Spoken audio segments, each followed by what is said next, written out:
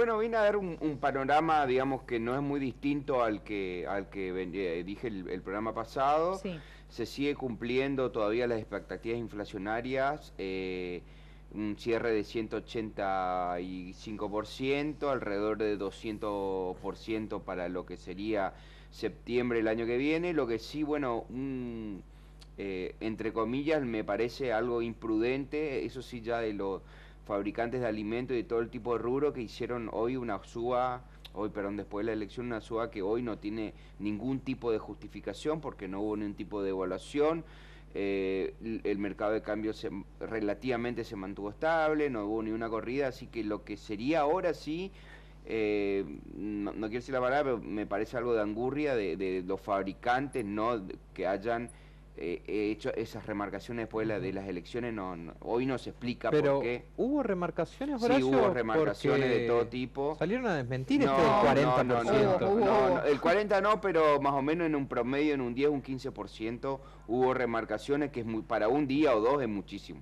Espero que esos precios vuelvan a una, o sea, se retrotraigan y bueno, que vos digas que en el mes se subió un 10, un 15, bueno, por la inflación que estás teniendo, sí, pero en 1 o 2 días que haya ese tipo de suba. Hoy por hoy, vos me preguntás por qué la suba y no hay ningún tipo de justificativo. Ahora, Horacio, vos sos consciente de que el monopolio de alimentos no lo manejan más que 7 mega empresas a nivel nacional. Pero no solo de alimentos, ¿eh? De todo tipo de rubro.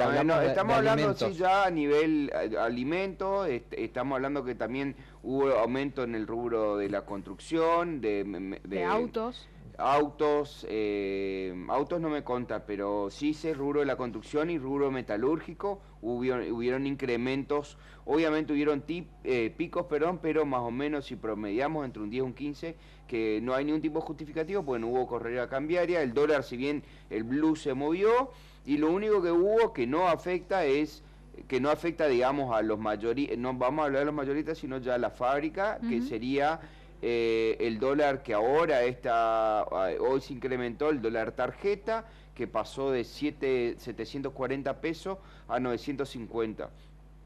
Hoy si agarramos la tablita de lo que es los dólares, más o menos están todos alineados entre 1050 y 950 pesos por dólares. Digamos, hay una especie de unificación virtual, ¿sí? Eso por un lado, no sé, me parece que no es correcto lo que están haciendo y espero que retrotraigan los precios. Nunca pasa en Argentina, pero eso bueno. Te iba a preguntar, si en algún momento se dio a que los precios en algún momento o aquellos que remarcaron digan, no, la verdad es que no fue, volvamos. Y bueno, de buena voluntad no creo, y el gobierno saliente tiene poco poder de fuego y bueno, vamos a ver qué pasa. Yo veo difícil que esto va a marcar otro pico de inflación.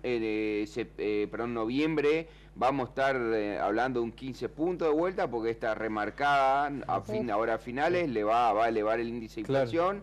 Y diciembre va a estar entre un 15 y un 20%. Y ahora, Horacio, ante esto y un posible escenario futuro con un Estado sin intervención sobre los comercios, los grandes monopolios de alimentos, ¿qué se nos viene? Va a haber un reordenamiento, obviamente, más allá del discurso liberal, por lo menos en estos primeros, que estimo yo, meses. Van a tratar de hacer una negociación de que haya aumentos coherentes, no como los que hubo esta semana.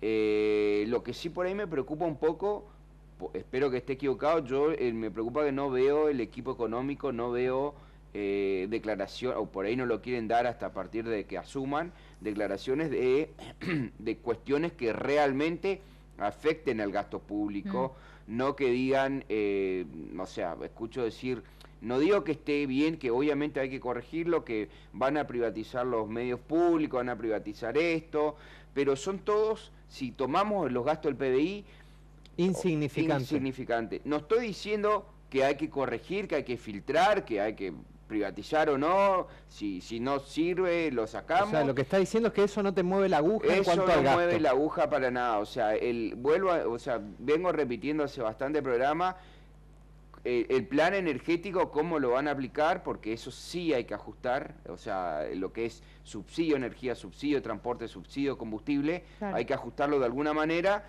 y bueno, alguien va a pagar el costo, digamos, o sea, parte de la población, lo correcto sería que la población que más recursos tenga absorba mayor parte de ese ajuste, incluido, bueno, me incluyo, no digo que estoy en la pirámide más alta, pero está la clase alta, la clase media, que seríamos nosotros, no sé, y bueno, y tener la clase baja, que es la que menos debería soportar ese ajuste, que ya viene soportando ajuste de alimentos, ahora ha vuelto a otro ajuste. Claro. Pero bueno, a mí me preocupa esa cuestión, por ahí también están preparando para decir, bueno, que no haya ningún tipo de especulación y el 10 de diciembre, el 12, dice, bueno, el paquete de medidas, dice que va a mandar un paquete de medidas ómnibus al Congreso. Hay algunas que van a tener consenso y otras que no van a tener consenso. O sea, por ejemplo, dentro de la reforma laboral, por ejemplo, lo veo hoy, a ver, no lo veo tan urgente como sí la corrección de las tarifas y sí la reducción del gasto público y sí la unificación del tipo de cambio.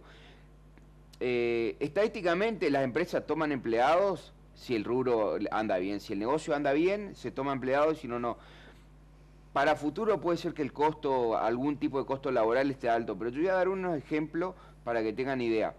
El rubro, estadísticamente, que mayor empleo negro tiene es el servicio doméstico. Y es el rubro que menos aportes patronales realiza. O sea, yo creo que hoy... Ahí tenés el claro ejemplo. Claro, yo creo que hoy una empleada doméstica que trabaje, no tengo el número cierto, que trabaje 48 horas semanales y el aporte es de 12.000 pesos, no es nada, no, o sea, no es nada. Sí, claro. Y después el tercer rubro que más empleo negro tiene es la construcción. Y el régimen de la construcción tenemos, por un lado, que no hay una especie no de indemnización, pero el sistema es el siguiente. El empleador, aparte de los aportes y contribuciones, aporta un 12% el primer año como un seguro que va a un fondo de cese laboral. Ni siquiera eso, porque está mal hecho porque va a un fondo que no genera interés, no genera nada, que eso sí hay que corregir. A un fondo de cese laboral y cuando el empleado decide irse o el empleador decide despedirle, le paga ese fondo de cese laboral y no paga absolutamente nada. Y con ese sistema también tenemos empleo negro, y bastante, o sea, es el tercer en el puesto. Y ya está advirtiendo de que la obra pública, uno de los mayores motores de generación de empleo, se va a paralizar. El Estado no tiene para gastar. Exactamente, pero antes de terminar con este tema, lo que quiero decir, no digo que hay que hacer correcciones, pero hoy con los pesos, digamos, con los sueldos, totalmente devaluado, porque hoy los sueldos en el costo de las empresas no incide tanto, o sea, es más, este pico inflacionario, esta suba de precio nuevamente, sinceramente no sé por qué es, pero volviendo a lo que vos decís, es así, esos anuncios de no vamos a parar toda la obra pública, perjudica al que menos tiene, porque es fácil, la constructora deja de trabajar, rematará entrará en concurso preventivo, lo que sea, y el que queda sin trabajo es el obrero, el eslabón más débil de la cadena. No creo que ese sea la casta, ¿no? Porque digamos que la casta... A lo que voy es que esa gente, o sea, esos obreros van a quedar sin trabajo y es el eslabón más débil de la cadena. Según dice el presidente de la Cámara de la Construcción, hoy con la obra pública hay 300.000 empleos en obra pública. Lo que hablamos la otra semana... Podemos hacer una combinación obra pública privada, hay un montón de alternativas, podemos emprolijar, el famoso es un antro de corrupción, que puede ser cierto, sí. O sea, no voy a llegar al azar, pero hay que mejorar el sistema, o sea, hay un montón de obra pública que ni una empresa privada va a hacer, o sea, una escuela, no sé, en el Chaco, que necesita reformarse, no hay ¿cómo vas a retribuir a la empresa privada? No existe. Hay rutas que hay que hacerlo para sacar producción, para mejorar la producción y que capaz ninguna empresa, aunque se cobre peaje, está en condiciones por el afrontamiento del costo, porque, digamos, puede ser una ruta que implique mucha inversión y el peaje tiene que estar por las nubes. Y bueno, el que no tiene para pagar el peaje, ¿cómo va a salir de ese lugar? No sé si me explico, o sea, son ideas que yo veo que están en los libros, que en un libro de economía puede estar muy lindo, pero son inaplicables en la práctica. Todos los estados, en todos los países hacen obra pública. En Chile, si querés, antes de que asuma este gobierno que lo llaman de izquierda, llamémonos como quieran, ya hacía obra pública, invierte en obra pública. Vamos a otro, desarrollos tecnológicos. Por decirte, el país ejemplo, la NASA fue una inversión que en su momento hizo el gobierno de Estados Unidos, y hoy sí es público-privado, contrata empresas públicas, pero hay plata puesta del Estado. El tema es por ahí, vamos a lo que sería el CONICET, por ahí sí, decir, bueno muchachos, estas investigaciones la verdad que no van más, vamos a enfocarnos. ¿Qué hace la Argentina? Produce alimento, fabrica hierros, y decir, bueno, desarrollemos cuestiones para mejorar la productividad del sector rural, para mejorar la productividad de esto, para desarrollar tecnología, pero no mandemos a privatizar directamente, porque el sector privado va a enfocar a lo que a ellos más les interesa. Sin ir más lejos, hace un año, si la memoria no me falla, una científica del CONICET con acuerdo del INTA había desarrollado una semilla que soporta, una semilla creo que de maíz, sí, que soporta... Está implementada en Cerro Azul acá. Sí, desconozco dónde, que soporte mucho más la sequía sí. que otros, y bueno, y ya patentaron y ya van a exportar a esa tecnología al mundo. Ahí hay que apostar, ahí es donde está, o sea, yo vuelvo a decir que vienen, parece que quieren dinamitar todo y que el Estado se dedique a seguridad y mucho seguridad externa, seguridad interior y justicia, y después el resto que desaparezca. Y en mi opinión, para mí no es, que la Argentina está muy mal en tema de educación, venimos decayendo muy mal, pero hay que mejorarla, hay que mejorar un montón de sectores, pero para eso hay que trabajar. Para eso no vamos a salir del pozo diciendo que vamos a privatizar 3 empresas estatales y vamos a dejar de pagar o no el aguinaldo a unos empleados, si que fue así o no la declaración, me conozco. O sea, ahí no está el fuerte la cuestión. El déficit fiscal es de 3 o 4 puntos, eso hay que corregir, pero bueno, hay que armar el equipo de trabajo, ver, ¿dónde se está yendo realmente el grueso de la plata? ¿Cómo va? Bueno, subsidios a la energía, ¿cómo vamos a recortar para no afectar tanto a las pymes? Porque recordemos que las pymes también consumen energía, claro. El combustible también. Bueno, hay que armar un esquema de decir, bueno, ¿cómo ajustar y tratar de que la economía, o como lo decimos el PBI, no se derrumbe tanto? Ahí es donde está el verdadero desafío de este gobierno que viene, ¿sí? Ese es por ahí el panorama, o no el panorama, es mi opinión política, económica de lo que se debería hacer. Ahora, el panorama económico es oscuro, vamos a tener alta inflación porque hay que corregir las tarifas, hay que corregir lo que es combustible. O sea, lo que todos los economistas, lo que nosotros vemos es que la esperanza hoy en día, porque nos queda otra de las esperanzas, es que tengamos un pico de inflación cuando se corrijan estas variables, no sé en qué momento, si va a ser con shock o no. O sea, tengamos una suba importante de inflación, pero después vuelva a reducirse o estabilizarse. Para dar un ejemplo, perdón, con el gobierno saliente, teníamos el problema que veníamos del 6 al 8, del 8 al 10, del 10 al 12, bueno, ahora del 12 vamos a pasar al 15, cuando tengamos un sinceramiento de tarifas y corrijamos las variables macro que este gobierno ni el anterior en su momento corrigieron, por ahí tengamos un pico de un 20, 25, 1, 2, 3 meses, pero el tema es que ese pico se corrijan las variables que no están ajustadas y luego se estabilice la inflación y logremos una baja gradual, no que sea nuevo piso como está haciendo hasta ahora. Entendemos, hasta ahora estamos teniendo nuevos pisos, del 8, del 10, del 12, del 15. Ese es el problema y ese es el riesgo, que no se logre un piso y una baja, un pico y no vuelva a bajar, sino que siga siendo el nuevo pico. Ese es el mayor riesgo, con una espiralización hasta una hiperinflación. Hoy por hoy yo creo que va a haber más inflación, sobre todo si corregimos esas variables, y bueno, y hay que ver también con el sector empresarial, decir, bueno muchachos, para subir los precios tenemos que tener por lo menos una excusa, digamos. Claro, y subir salarios, obviamente. Perdón, esa parte está de más. Cuando haya que subir el salario, obviamente van a decir no porque produce más inflación, pero en realidad, hoy por hoy, los salarios están muy por debajo de la inflación, sobre todo lo del sector, hay que ser honesto, lo del sector privado están muy por debajo de la inflación, lo del público están por debajo, pero están en un poco en mejores condiciones, y hay que corregir eso, o sea, porque hoy no hay paritarias, hoy estamos en las paritarias que habían. Yo sé unos sectores que habían arreglado por el rubro, por decirlo, metalúrgico, hubo una suba y después se arregló un 7,7 y 7, pero quedó bastante por debajo de la inflación, como casi todas creo que las paritarias que estamos teniendo. O sea, el equipo económico, siempre me olvido de esta parte, perdón, pero yo estoy más pensando en la parte que el rubro que trabajo, que es con clientes empresarios, que es cierto, los salarios hay que corregirlos también.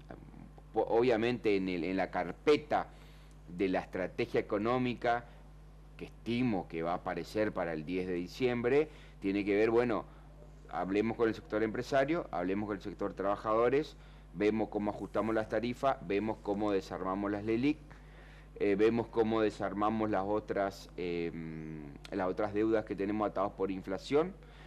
Una cosita más, un dato de color nomás, los bancos de las LELIC la semana pasada había que renovar LELIC y solamente renovaron el 60%, el 40% sí no se renovó, pero se pasaron a pases. Voy a hacer una aclaración que son los pases.